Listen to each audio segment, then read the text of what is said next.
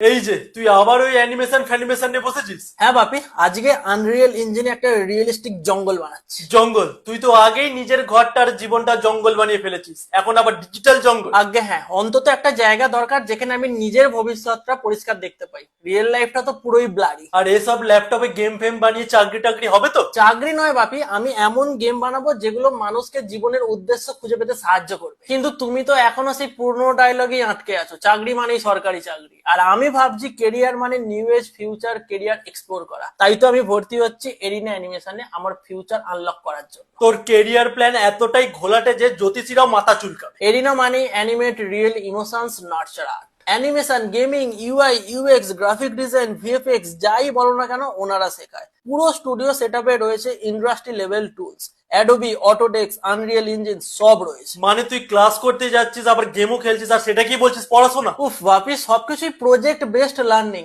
ইন্ডাস্ট্রির এক্সপার্টদের থেকে শেখা আর ইন্ডাস্ট্রি অ্যালাইন্ড ট্রেনিং, যাতে আমরা আমাদের ফিউচার আর স্কিলকে দুটোকে রেডি করতে পারি। এবার ব্যাপারটা একটু শোনার মতো লাগছে, মানে তুই বেকার থাকবি না তো? এরিনা অ্যানিমেশন তো জব রেডি করে তোলে। ওরা 30 বছরেরও বেশি সময় ধরে রয়েছে, আর আজ ওনাদের স্টুডেন্টসরা কাজ করছে দেশ জুড়ে অ্যানিমেশন, গেমিং আর ফিল্ম স্টুডিওতে। ঠিক আছে, আমি তো ভেবেছিলাম তুই শুধু ল্যাপটপ নিয়ে এদিক ওদিক ঘুরে বেড়াচ্ছিস, এখন বুঝলাম যে না, কিছু একটা তুই করছিস।